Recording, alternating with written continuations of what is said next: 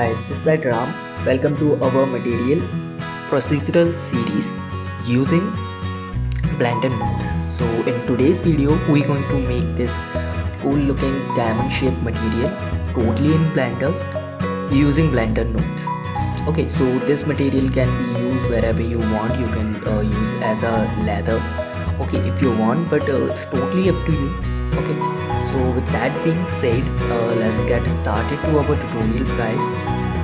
So first of all we're going to open a new scene here.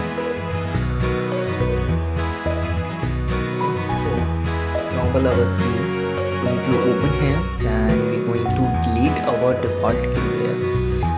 Okay, so and we're going to add an icosphere, subdivide it by like 5 times. Then we're going to make it shade smooth. Okay, then we're going to add like our shader editor, and we can check it in Cycle Engine. Okay, so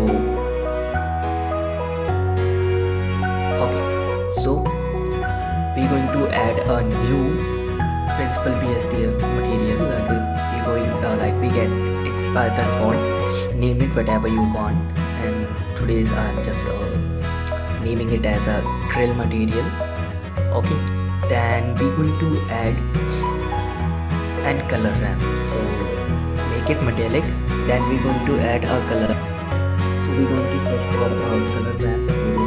So search for a color ramp and add this to the roughness. Okay, and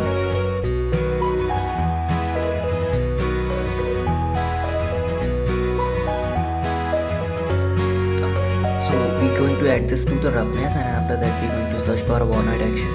Add this Voronoi texture to the factor, then you get this result as the same. And after that we're going to search for a bump node. Add a bump node, normal into normal, and color into height. Okay, with that being said, you have to enable your Node Wrangler add-on using Edit Preferences, where you have to search simply for Node, N-O-D-E, and you'll get your Node Wrangler add-on enabled. Okay, after that you have to click on the Voronoi texture, and by clicking over that you have to press Ctrl T, which will be open texture coordinate and the mapping node. So simply here what you need to do, you simply have to you can use distance also. Okay, so it's simply you have to add the distance instead of a color. Now once you're going to add the distance into factor, you get this rocky kind of look, and by using the invert option it's going to inflate. Okay, so simply you have to use the invert texture, and once you're going to you can check whatever scale you want. In this case I can get 15. So and simply you have to do this, you have to randomness is to 0. Okay, now we get the look that we want, right? Okay, so our look is getting started, that we are really looking for that diamond particular shape. Okay, so I'm just giving the scale of 20, so we can get this. Okay, and then we can do object into vector, so we get a more specific look of our texture. Okay, so now you can play with the color ramp, okay, to getting the whatever result you want. So by playing with the color ramp you can get this kind of effect, and if you want to make the white portion up, you can get this kind of. Okay,